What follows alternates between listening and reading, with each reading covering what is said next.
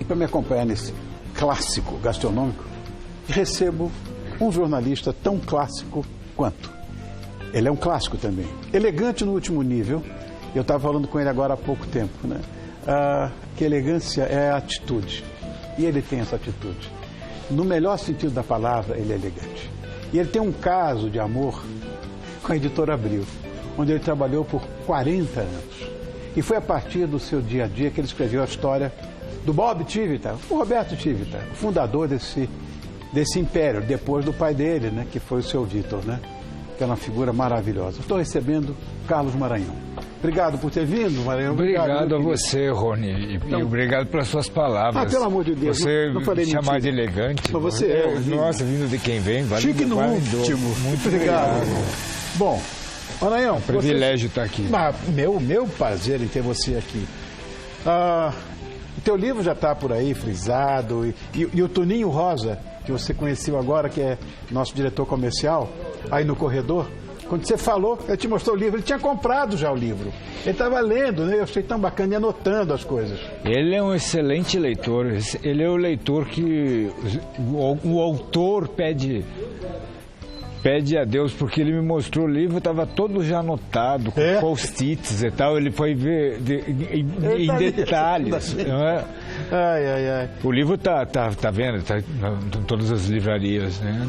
Mas você, na verdade, se transformou num dos funcionários mais antigos da Abril, né? Você ficou 40 anos e trabalhando com a família fundadora, com a família Tivita. Quem foi Roberto Tivita? Como é que surgiu a editora? Antes de mais nada, eu fiquei 40 anos porque eu entrei criança. Você agora já tem o quê? Tem 41. Isso, exatamente.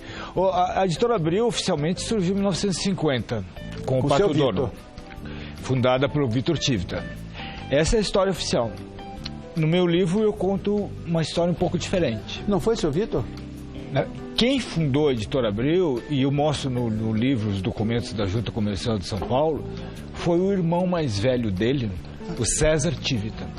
Não em 1950, ele fundou a Editora Abril em 1947.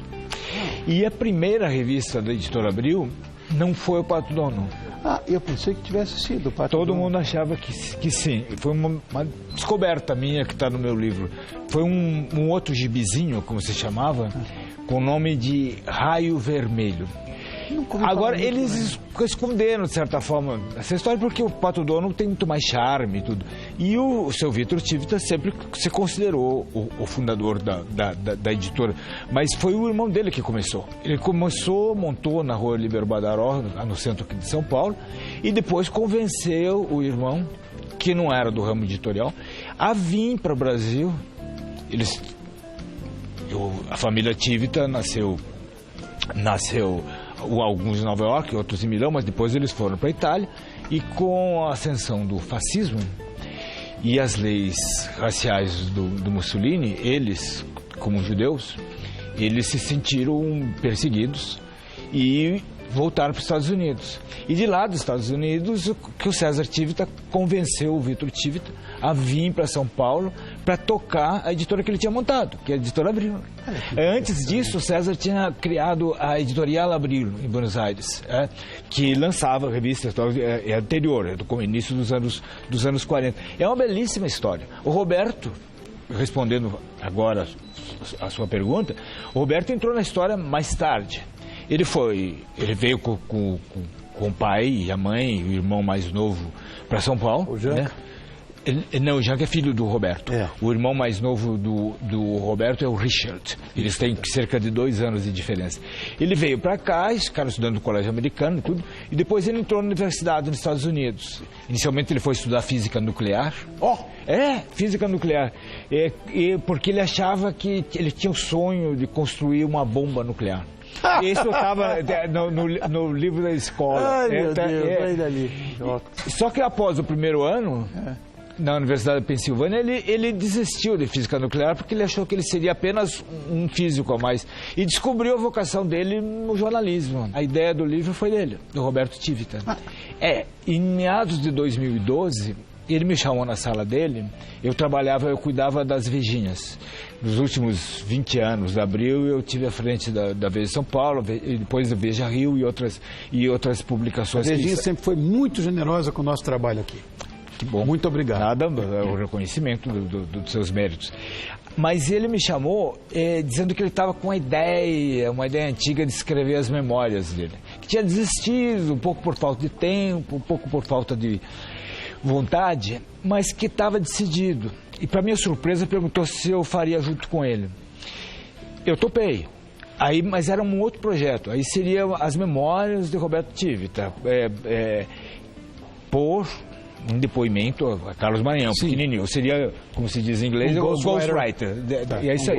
E aí começamos a fazer uma série de entrevistas, por sugestão minha, em ordem cronológica, entrevistas gravadas. E eu fiquei praticamente 3 anos escrevendo até que o livro saiu e está aí nas livrarias. Felizmente ele recebeu resenhas e críticas muito positivas, permitiu que eu falasse sobre esse projeto em lugares importantes, a começar pelo seu programa aqui. Sim. Agora, auge da Abril, eram 10 mil funcionários, né? Abril chegou até ter um determinado momento... 300 títulos, era isso mesmo? O número certo não se sabe, mas é aproximadamente isso, contando as revistas regulares e edições especiais, que se chama de one shot, né? Abril, a partir dos anos 70, 80, se tornou a maior editora de revistas da América Latina. E era uma coisa realmente muito grande.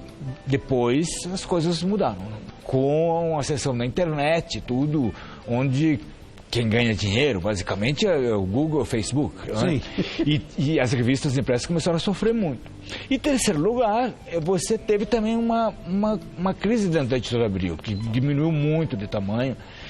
Porque o Roberto, perguntando quem era o Roberto era um homem que acreditava muito em revista, antes de mais nada. Na revista impressa. E ele achava, isso era um grande mérito dele, que o bem mais precioso que uma empresa tem são os seus profissionais, que é muito difícil de encontrar. Você tem que recrutar, selecionar, treinar, você leva anos para formar um bom jornalista, para você formar um bom publicitário, para você formar um bom profissional na área de distribuição, de logística. Tá? E ele resistia muito quando parecia que era inevitável que se cortasse, que diminuísse o quadro do pessoal. Isso ele fez, isso é uma coisa que tem que ser reconhecida. Acho que tem que ser reconhecido também que ele foi, a vida inteira dele, um defensor da liberdade de expressão. Isso lhe custou, inclusive, nesse sentido... E a imparcialidade. Sim, mas a liberdade de expressão que lhe custou, inclusive... inimizades e tudo, quando foi o caso Collor, que a Veja bancou, e ele bancou. A Veja fez denúncias muito fortes contra o Collor, a partir da entrevista do irmão dele, do Pedro Collor, o que desencadeou, mais tarde, né, o processo do impeachment do presidente da República. Isso foi sempre uma batalha que ele teve. E uma outra coisa que tem que ser reconhecida é que ele defendeu ardorosamente sempre o que se chama a separação da igreja e o Estado, ou seja, dentro das revistas, dentro do jornalismo, você tem de um lado a publicidade e de outro você tem o editorial. E essas coisas têm que ficar muito claras para o leitor, para o consumidor. Ele brigou muito por isso, inspirado a minha pergunta... Na revista Time. Eu posso comentar? Imagina. Sim, porque você falou tanto do Chateaubriand. Mas é o melhor que existe no mundo. Sim, feito pelo Pedro Santana, nosso chefe. Não temos com Molho Bernese, que segundo você nem em Paris. Isso aqui é Source Mutard. Isso aqui, o Bernese... Não, enfim, Chateaubriand, sensacional. Sim. Agora, você chama o Roberto de dono da banca. Sim. Quem é o sucessor para o dono da banca? Infelizmente, eu acho que não tem. Por quê? Porque nesse mundo editorial tem um lado muito forte de paixão. Você tem isso como exemplo, por exemplo, na dinastia da família Mesquita no estado de São Paulo. Sim. Que isso passou de um Mesquita para outro. Mesmo tendo vendido o grupo... Isso, mesmo eles tendo se afastado. Você tem, de certa forma, nas organizações Globo, você tem com muita clareza no New York Times, com a família Salzburg. Agora, o Roberto, isso está no livro, os filhos reconhecem, eu não estou fazendo nenhuma fofoca aqui, ele não conseguiu transmitir essa paixão dele para os filhos. Ele não conseguiu. Talvez por ele ter sido quem era, quer dizer, um jornalista e um empresário com uma presença muito grande, que os filhos achavam que jamais iam ser iguais a ele.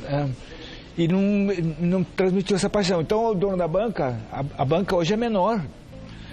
A banca hoje é menor do que era.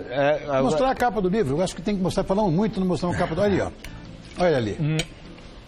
Ele, dono da banca, com a revista Veja aqui. Olha que legal. Foto de 1980, mais ou menos. Maranhão, quero te agradecer muito por ter vindo. Pedro, você é insuportável. Isso aqui é um sonho. Chateaubriand, você sabe, é a coisa mais linda do mundo. E olha... Também achei, tá muito bom. Maravilhoso, né? Carlos Maranhão é autor do livro O Dono da Banca e tem o subtítulo A Vida e as Ideias do editor da Veja e da Abril. Obrigado, querido, por ter vindo. Vamos continuar jantando aqui, não precisa se levantar nem nada. Obrigado a você também, Pedro.